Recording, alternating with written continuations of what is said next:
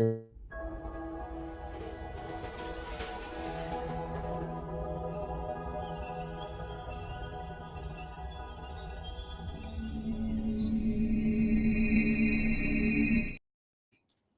Hey, how's it going, world? This is the first episode of Vibrations and Conversations. I'm your girl, Wendy Zizzo, and we're here with Veronica Daly. Hey everyone. And we here to enlighten y'all with the arts of self-love, spiritual sciences, and just give you as much information and plant as many seeds as we can to help you to love on yourself a lot more than you've probably been doing. Absolutely. So yeah, I'm looking forward to us doing some great things. How you doing? I'm doing good. I'm doing good. How about you? I feel like we need to talk about the phenomenal day you've been having. OMG. Today has just been an explosive synchronicity after the next. And so because I'm into the stuff I'm into, spiritual science, metaphysics, I follow certain teachers. Okay. One of my favorite teachers is a channeler named Bashar. I Hmm. ain't ashamed to say I watch a channel. You know why? Because his information has been 10 times more helpful to me in my life than anything else I've ever come across. So Okay. hence why I listen to this information and apply it. So I went to an event today that was in New York. The last event I went to was in Sedona, which was earlier this year, March, and I had went my first time ever last March. And when you go to this place, there's like when you go to these events, there's hundreds of people there, but it's question answer based. Hmm.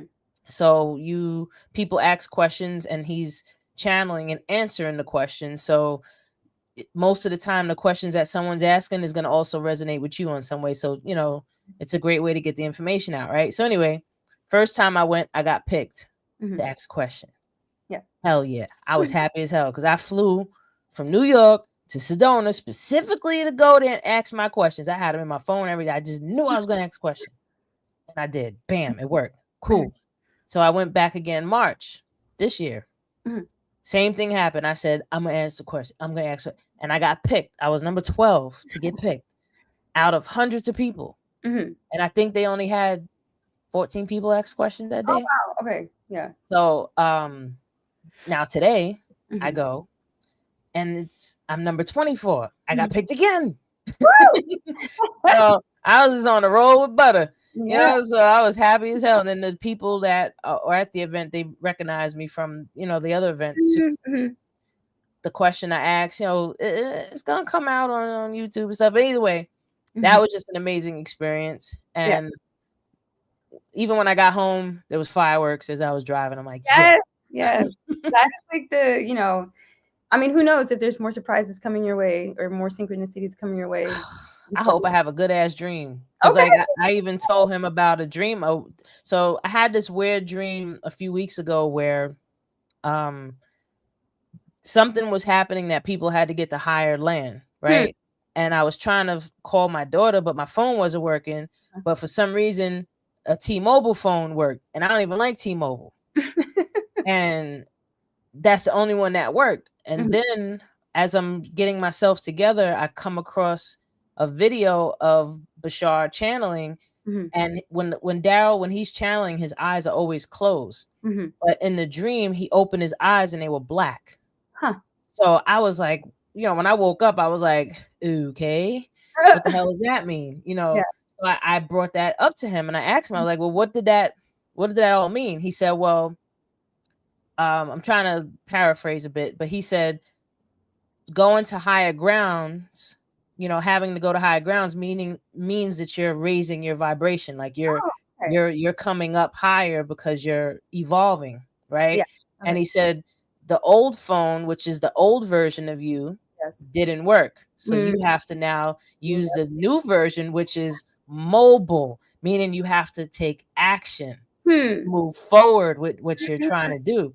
And Wow. he said, seeing the eyes black, seeing him and his eyes black, he Yeah. said, that's you getting to a point where you can meet us in person. Mm. Because one of the biggest things that Bashar talks about and for some people it might sound weird, but I'm actually believing it. Like, we're gonna have first contact soon. Like, extraterrestrials are gonna land, Okay. and we're gonna know what the hell has been going on all this time. Like, Finally, I won't sound as weird as I've been sounding for the past 10 years, talking about aliens all the time. I'm the one. really? I'm the one who Oh, I always love that. I aliens. love that. Yeah, and I'm always like trying to gauge, like when I meet new people, I'm like, are they going to be open to aliens? Oh, I'm totally open to aliens. Like, Bashar literally he's channeling an interdimensional being, which is Wow. basically an alien. Yeah. And he's predicting that in the year 2027 Mm. is when we're gonna start having first contact. It's gonna start up to where we're gonna actually see ships in 2027.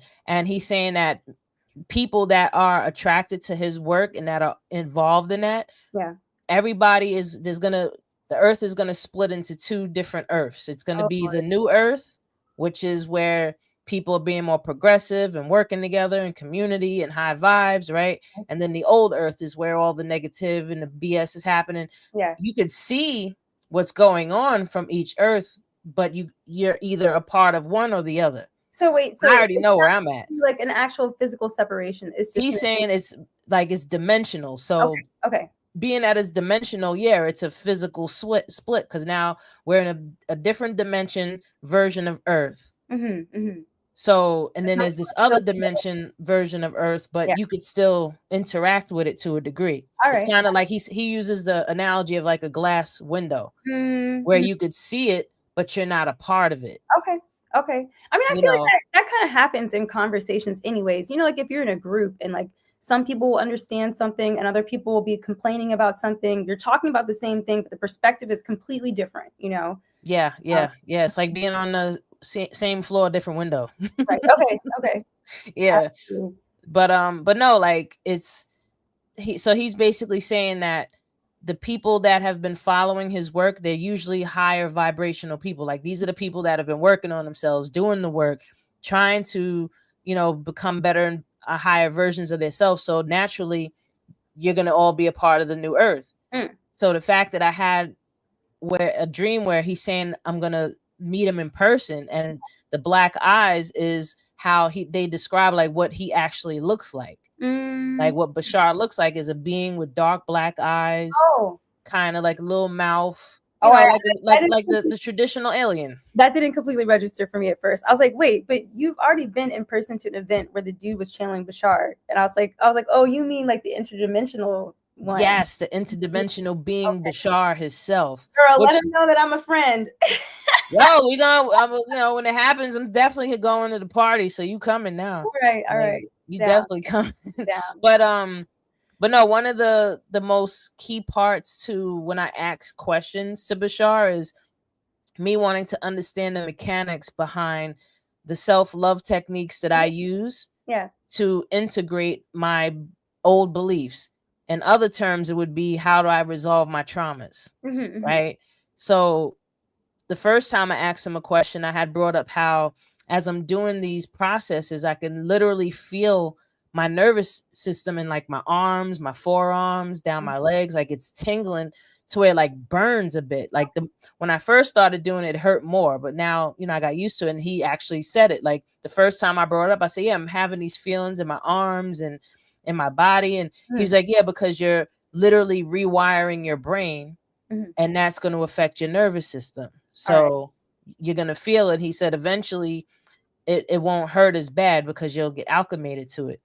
So I was just like, that's what I thought it was, so, when you tell him like, yeah, you're right. He goes, I know, that's why I said it. Like, I freaking love him, love Bashar. There was a part with his. Can we backtrack just a little bit? I've read about him before in the process of the channeling, but can you talk about it like a little bit for people who may not know about? Okay, so channeling, everybody naturally channels. And what channeling is when you're ciphering energy through yourself, right? And when you're in a channeling state, when you're in the zone. Like say you're in the zone of doing something and you're not even paying attention to the time, and oh my God, the time just flies. That's because you were locked into a channeling zone where whatever you was doing, that energy was just flowing through you like a constant stream of energy. And there'll be times where you'll get into this channeling state, and all of a sudden you'll have these epiphanies, where something might click in that moment. You're like, oh yeah, I didn't think of it that way. Like that's a form of channeling. You're downloading information, energy through your body. So what he's doing is where the entity Bashar and him have a relation. Like the Bashar is, from what he said, his future self. So they have some type of energetic connection. So when he's putting himself into a channeling state, they're linking with each other. And there's actually evidence, like there's videos out there where they actually hook Daryl up to machines. Oh, okay. Measuring his brain waves, and they can see that his brain waves do go into like a gamma state. Okay.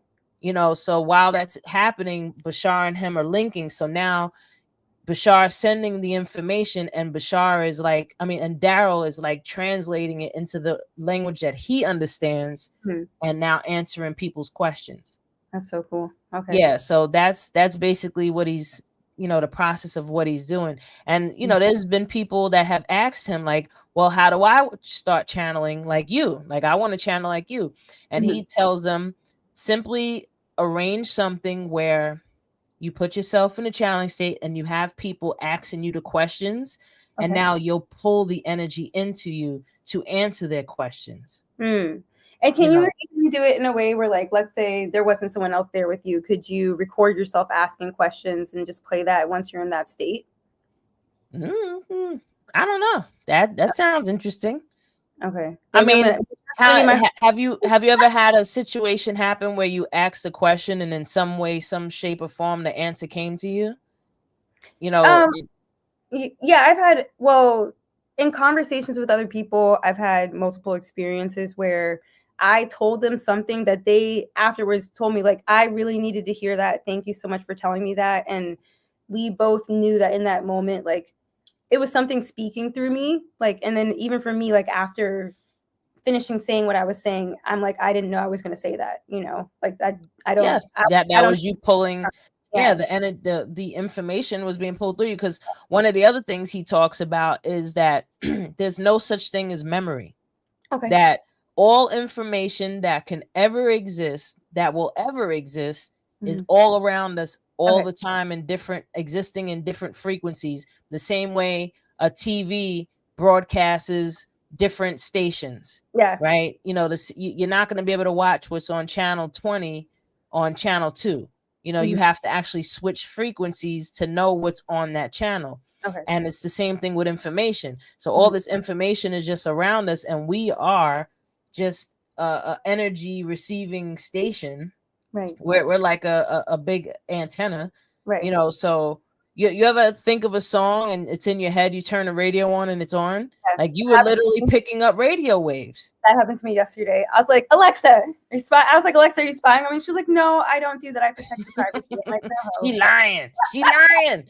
No, but for anticipating, because I didn't know what the song was called. And I was like, I know I want to hear this song, but I was just thinking that. I wasn't saying it out loud. And then I turned on the thing and it started playing. And exactly. So it's like you pick up radio waves without even knowing that you're picking up radio. Like you can't see Wi-Fi. You can't see radio waves, but they're there. Yeah. So we can tune into it. So things that we call memory is really just information stored in consciousness. And whenever you need it, you'll remember it. It'll be there. Yeah, conscious. Yeah, that was one of my, like, that explanation is what I would use to explain to someone who doesn't believe in this type of thing, where it's like, well, how could it be that, we have one person make this amazing scientific discovery, but there's like 3 different teams that all made the discovery within, like, they're about to publish their work within like 8 hours of each other. And it's just this one group that did it first, but they all received the information at the same time. Because they're all happening in all these different places in all these different countries, not even speaking the same language, not communicating with each other, Yes, a collective consciousness, like the 100th monkey experiment, where they taught the monkeys one thing on one island, and now all of them knew how to do it on all different islands, and they weren't even able to travel between each other. Oh, wow. Okay. Like there's consciousness grids, like the whole planet is consciousness grids. This is the information that they don't give us. That's why they manipulate the consciousness grid with all the bullshit. Right. The shitty music. Or all of the news, what's going on in the news. Right. And that's why they put all the negative stuff on the forefront, Mm-hmm. so that while you're thinking this thing, I'll even go as far as saying they put a lot of stuff in movies because they know that we're going to watch the movies, and now it's put into everyone's consciousness. Right. Like so now it's part of the collective consciousness, and on some level now we're creating that. You know what I mean? It's like we're that's why certain movies I refuse to watch, because I don't want to be a part of that consciousness. What's like one of those movies that you won't watch? I wouldn't watch the Hunger Games, or that other one with the Chinese when they was running and doing all the crazy stuff. That one, the Obama movie with like anything that's showing some type of natural disaster or some type of crazy looking disaster. I'm not watching that, because I don't want to be a part of that earth. Like, y'all could do that over there. Yeah. Okay. That's super valid. Yeah. And it's interesting too, because I think that I was having a conversation with my dad earlier about this, in terms of like social media or just media in general. People are not so aware of what they're consuming. And it's like, well, you are filling your mind with junk. You can't think about the things that are actually important. And then you're so busy trying to figure out what celebrity is going to go to which celebrity island host show. And it's like, that's not what matters in life. Nope. You spend all this time clogging your brain with that. And then, like you said, we're transmitters, we're receivers. Then your brain can't pick up on these things. You can't tap in, Yeah. Well, the disconnect that we see on the outside is a direct reflection of the disconnect that we're experiencing on the inside. So as long as people remain disconnected from themselves, i.e. paying attention to the movies and the social medias and, being hypnotized by, the marketing and all that, as long as you stay there and you don't tune that out and just tune into yourself, you're now disconnected from yourself. Right. Like, I don't turn my TV on, like barely, maybe twice a month, if that. Like, I really don't turn my TV on, because either I can watch something that I want to watch that's going to, give me information I'm looking for, or I'm going to read a book. Okay. Or I'm going to meditate. Yeah. I love meeting with myself. Which is a form of self-love. In my opinion, it's the ultimate self-love. Like, you truly want to learn how to love yourself, and this is definitely what we want to put out there for people to understand, in my regard and how I put it, like from what I've learned and practiced, and even done a session with you, so you understand, what it is where you are putting your full attention completely on yourself and taking the time and the mind to understand what's happening, so that you can resolve whatever it is that is upsetting you. Because what most people do, say they're in an argument with someone, they're doing this. They made me feel, you did this and you did that and you did this, and oh my God, they did that to me. I can't believe it. It's like you're so stuck in the story, you didn't even stop and say, I'm feeling upset right now. Right. I'm feeling sad. I'm feeling whatever it is. And okay, how can I make myself feel better? Right. We're out there trying to get the outside to make us feel better. But true self-love is when you turn that gaze onto yourself, and go as deep as you can get with it. Right. So that's what the arts of self-love is all about. And what I want to share with people is not only what that is, but how to actually do it. So and it's so needed now, because as things become chaotic, I think people are, our brains want escapes. They're like, well, the things that are happening in the world that I can't control make me feel wild, and I need something to make me feel better. And instead of going within and going deeper and spending time with themselves and having a meeting with themselves, like you talk about, people distract themselves with things that just make the problem worse, like more social media, more drinking or something like that, like these quick escapes that don't actually solve problems, Yeah, like people, and I even heard my godmother say this, and she's in her 60s. I told her, I said, oh, you dodging your feelings? She was like, oh yeah, we don't want to feel those. Like, what you mean you don't want to feel yourself? Like, you don't want to, but this is the stigma that is out there. It's like, your feelings are bad, don't think about those. Mhm. Don't try to ignore those, push those aside, push them down. Right. Just focus on the goal. Fuck Right. your feelings. Like, those are the consensuses that are out there about paying attention to your feelings and understanding what your emotions are and how freaking helpful they are. Right. Like, we don't know how helpful they are because people make it look like emotions are bad. Right. Anytime you think of emotions, either you're thinking of a female crying or a guy just trashing something Mhm. or killing somebody. Mm. Those are the extremes that we think of emotions versus understanding, like, you have energy flowing through you all day, every day. You're experiencing different feelings and sensations all day, every day. But what happens is we have these feelings and we react from them Mhm. instead of, respond with them, Right. respond to them. Mhm. So that's where that crazy behaviors come from. Yeah. Yeah. But it's important. Like, I feel like we're at a point in our development as human beings, and being that we're in the age of Aquarius, where truth and love, and we're moving into the feminine energy. Learning what emotions are and how to tune into them is the gift that women can give the world.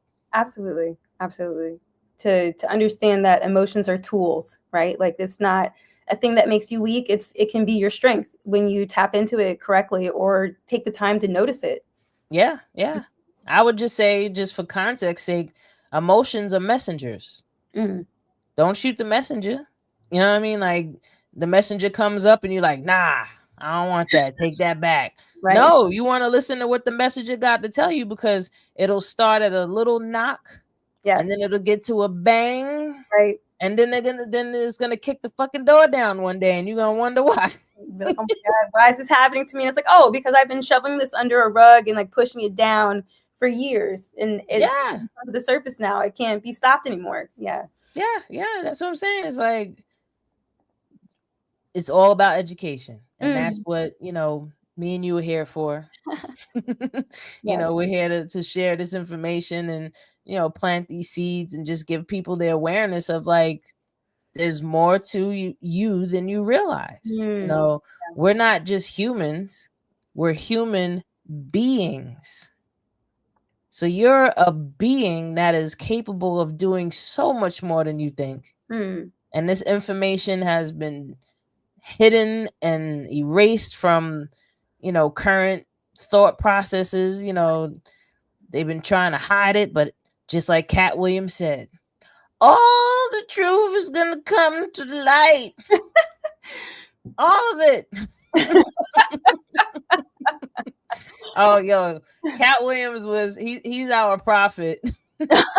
He is definitely the new generational prophet, because he called it. He did. And it's just been coming. Yeah. And there's still more to go. Look, we're here. We're here now for a reason, right? Listen, this is what we're here for. Yeah. People like me and you are here to help people to learn how to surf on the wave. Okay. Yes. I mean, it's like the waves are coming. Yes. You could either fall in there and flare around, oh my God, or you can learn how to surf. Yeah. Surf the wave. I know how to surf. Word, I be surfing daily. If somebody triggers me, I'm like, get on my surfboard. I feel like I'm gonna be saying that to myself this week. Like, when something happens, I'm like, surfboard. I would even go and snippet the part where Beyonce was saying surfboard. Yeah, I was thinking about that surfboard. Too. Like, yep, I'm on my surfboard. Like, man, listen, I've been on a surfboard for a minute, because life be lifing. Life be lifing.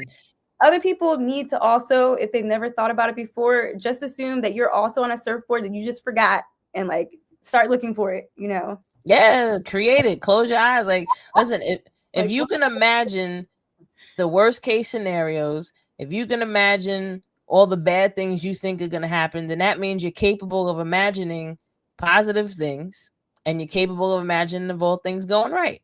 Yeah. Same energy, different direction. Right. So if you can imagine drowning, imagine you're on a damn surfboard. Right. Yeah. Get on that surfboard. But also, and I'll go into more depth about tools and such, you know, in later episodes, but some of the tools that people could use other than what I mentioned with integration, more simple things, would be something like journaling. Oh yeah. I wrote a book about it. I like to talk about it. Here it go. In it. No. So I'm telling my age, right? But no, so the book is called The Secret Power of Journaling. Actually, I have it over here. Yes, let's see it. Boop. So it looks the secret. Yeah. So yeah, The Secret Power of Journaling. Learn how to use writing to manifest happiness now. Also, people, you can visit my website, manifesthappinessnow.com. You know, find out more information. Also, please like, share, subscribe if you're feeling the content so far so good. All right. You know, but yeah, journaling is such a powerful tool. Like, it's a way to bring your thoughts into reality, and it gives you an opportunity to work with that energy, because your true power is your mind. So self-mastery is when you can master your mind. So a way to master your mind is writing. And I talk about that in the book. So yeah. Yes. So it's I'm just sharing the info. Yeah. And you know, I feel like journaling is something I need to do more of. And I was thinking about it though, that when I did the session with you, I didn't know how I was gonna feel during or after, and I was actually kind of scared. I was like, oh, what if I'm like crying, like depending on what comes up. That didn't happen, but I know for a fact that I'm sure it's there. I'm a crier, so but I was thinking about journaling, and I was like, well, the progress that I feel like I made during that session and like the way I felt afterwards, like journaling cannot do that for me, you know. It cannot. I don't see those things in my mind when I'm writing, the things I saw while we were doing our session, and I don't feel so free and refreshed afterwards. Like journaling helps, but like I feel like the combination of the two would be so much more powerful than just journaling alone, but also journaling is very powerful. So, well, I would say where journaling helps with the sessions would be journaling, especially if you're going to allow yourself, because part of doing this work is learning how to be brutally honest with yourself. So you can use journaling as a way to trigger yourself to where you're brutally honest in what you're thinking and feeling. And as you're writing it down, even if you're writing down, oh, I feel like I'm such a piece of shit right now, and why does this things keep happening to me, and oh my God, I hate this, that's going to invoke an emotion. Right. And once that emotion comes to surface, bam, that's what you can work on in a session, and it'll take you to that space where you can release it. Yes. Okay. So journaling is a good way to basically trigger yourself. Okay. Yeah, it is. That's what because I did 4 guided journals. One, there's the Flowers for Life series. That's a series of 3 guided journals, but then I made a separate one called the Me, Myself, and I journal. That's the one that you want to get brutally honest and you know, trigger the hell out of yourself with that. But there are question like prompts and stuff in there to help you. Yes. Okay. Yeah, to get started. Like each page there's a prompt. Okay. You know, and I think with I have it here. It'll be terrible. I don't have it here. You know what? I went to this event. I forgot my business cards. No. I didn't bring none of my stuff. I could have brought books because I was meeting mad people. And I even, I did a shameless plug, and I mentioned my posse balls on camera. Yes. I'm talking to him, I said, yeah. Because he's like, oh, you following your highest exam? I said, yeah, I'm doing this thing where, I got this idea that was inspired by you, and I call them posse balls, and I described it. I'm like, yeah. I feel like my balls. I wish I would have said that. Your dog is cheering for you right now. Huh? Yes, your dog in the background. Yeah, he is. That's like, definitely good synchronicity. Yes, good synchronicity. She caught that. But now, like, I did the shameless plug real quick and just threw that out there, like, Posy balls, but Look, it's another tool. it would have been honestly a missed opportunity in my mind if you hadn't brought it up, and you deserve to bring it up. It's like a great thing that you're sharing with everyone. They need to know. They need to know about your this tool. This is going to be such a powerful tool for people. Yes. And that's why I made them, because I know these are going to be a powerful tool. Mm-hmm. Like the other day, because I have them sitting right on my desk with me, and one thing I want to clarify with anybody that's watching: yes, I experience bad feelings. Yes, I get sad and sometimes depressed. Yes, I go through shit, because people think that just because I might know all this information, oh, you shouldn't be going through all that. No, I know this information because I went through so much shit. Yeah, you know what I mean? Like, I was going through mad shit, so I just had to do something. Liz Lemon, you like the setup? That's what's up. Thank you. I hope you're enjoying the show. It's the first episode. We here, Veronica and I. But yeah, like, I'm sitting here and I'm going through a moment with myself. I was feeling discouraged, and I was like, all right, let me play with my ball. So I started, rolling the ball, and I said, I'm gonna get 3 messages. I said, that's universe, higher self, give me what you think I need to hear right now. Yeah.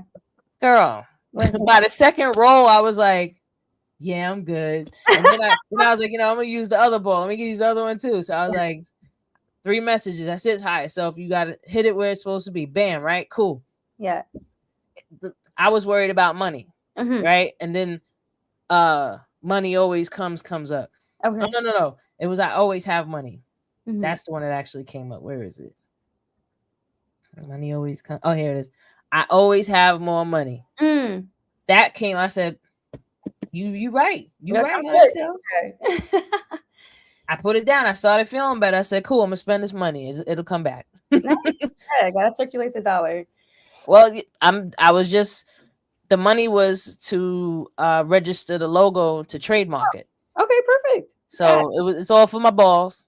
It's all for the balls. All for the balls. All for the balls. But nah, I'm here for the ride, and I just want to share. Sharing is caring, and I care. You're right. I want to be known for being a caring individual. I feel like I'm a Care Bear. What color would you be? Care Bear stare. I'd be a purple Care Bear all day. I want to be purple too. Purple, yep, with little black in my ears too. That'd be dope. Dark or light purple, like a lavender or like a deep bluish purple. I would go maybe with this purple. All right. Yeah. Maybe a little lighter. I want to be like the one that people like, it's blue, no, it's purple. Like, that's the one I want to be. Oh, that dark purple. Like the royal bluish purple. Ooh, I like that. Yeah. But then my belly would be like kind of like a grayish color. With the picture on it. What was the picture gonna be? Ooh. I feel like it would be the flower of life. Oh, nice. I swear I was thinking something similar. I was like, I want it to be like the flower and the sun at the same time, which is basically like the flower of life. Yeah, definitely the flower of life. So I'm like, the Care Bear stare. Yeah. I love when Dave Chappelle brought that up in his he brought that up in his skit. I hollered. I was like, oh yeah, I love that show. That was so, he was like, they just go around loving people. Crazy. And he said they didn't get mad, they got determined. So cute. Yeah, I love Dave Chappelle, yo. He's the man. Yes. Love me some Dave Chappelle. But is there anything you think you asked me something you think I should share with people now, or why? What's this story like? What's the story behind the Posy Balls? Like, what do you feel like are 3 things that led you to creating them? So I was meditating one day, and the idea just popped in my head. I downloaded it. Poop. Yeah. And the idea was a dodecahedron, which is a 12-sided ball, and have the affirmations on each side so you can roll them like dice. Yeah. Now, because in my mind, I was trying to think of a tool. What new tools or what could be helpful? Yeah. And one of Bashar's teachings that he talks about, because this is also inspired through me following his information, he teaches to follow your highest excitement to the best of your ability with no insistence of the outcome and always stay in a positive state. He said, if you follow that formula, your life will be great. Okay. Right? So the first idea was my action ball, which is the green one. I don't have it close to me right now, but the green ball has different ideas of things that you could do. So say you're bored, you don't know what to do with yourself, you just roll the ball. So if it falls on eat something, and then you're like, I don't really feel like eating nothing. Okay, roll it again.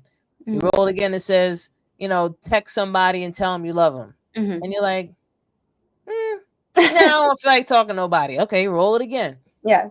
And then it says drink some water.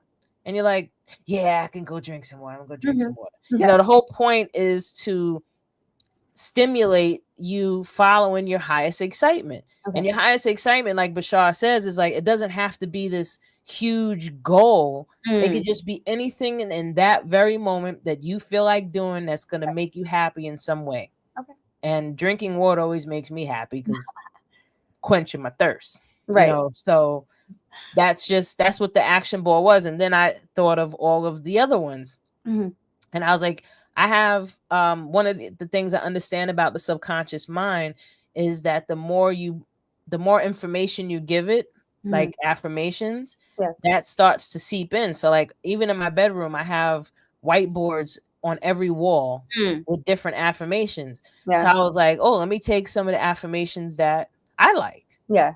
Because I need 12 for each ball. Yeah. And I got 2 balls with 12 on them. And then I have another ball. So there's a lot of affirmations basically. So I had after I came out of the meditation, I was like, ooh, how do I make these the dodecahedron? So I went online, I found a template to cut out so I can make it out of cardboard. So I made these little ones. I should bring them, but they're in the other room and I still have them. But so that was the first prototype with these little balls made of cardboard. So then I was like, well, how would I make these to where they wouldn't break? Because I can't make them out of paper. People are going to crush them. Right. And I was like, oh, stress balls. Where you could actually squeeze them down. Stress balls. And I was like, oh, that would be dope. Okay, now where do I get that from? Then the thought of going to Alibaba, get it from China. China. Oh, love that. So I had submitted to get prototypes, which are these. Yeah. They were a lot bigger than I intended. So now I'm, continued on this journey. And then I figured out, oh yeah, I need a logo. I was like, let me design a logo. So I designed a logo. Right. And then I was like, I should put the logo on the balls. Duh. So now the new shipment of balls is coming in. Thank goodness. Yay. And they have the logo on them. And the logo is trademarked. So people, you can't steal my shit. And if you do, I'm coming after you. Yes, I am. Trying to steal the Posy Balls logo, y'all. Don't touch the Posy balls unless if you playing with my balls. Yeah.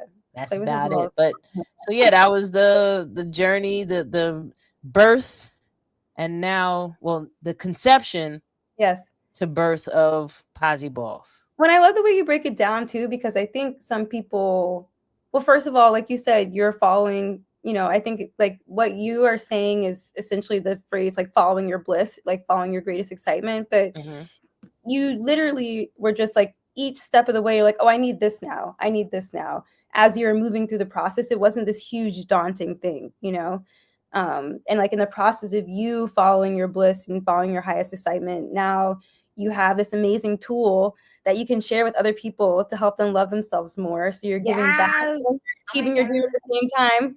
Incredible. I can't wait to get out there and have people playing with my balls and they'd be happy that they're playing with them. Like, I'm gonna wait here. I'm gonna watch people play with your balls. Oh, you're gonna love it. No, but so I did bring the prototypes with me when I went to Sedona. So I did have some people playing with them and they loved it because I wanted to see how people would respond to them. So that's why I bought, just the samples basically. These ain't no cheap ass samples either. These cost a grip. But I was like, let me bring these out there and I could take video, get footage of people playing with them. And everybody that played with them they were like, these are so awesome. Like, they're just making me happier and happier and happier. I'm like, posy balls, like positive balls, posy balls. And also, I love that it's kind of like a toy. Like, it's a tool and it's a toy. And I think that so many adults or grown people who consider themselves to be grown, don't give themselves permission to play. So it's like, not only are you doing something for your mind and your soul, but you also get to play, which I feel like when you play, like how you put that. Yep. When you play as an adult, it opens you up to be able to channel and do all these wonderful things with your mind, because it puts you in the state that we don't usually move into a lot as adults unless you're like really intentional about it. Facts. That's basically like allow yourself to be a child again in some way, shape, or form. I'm a big ass kid. So am I. I'm a big kid.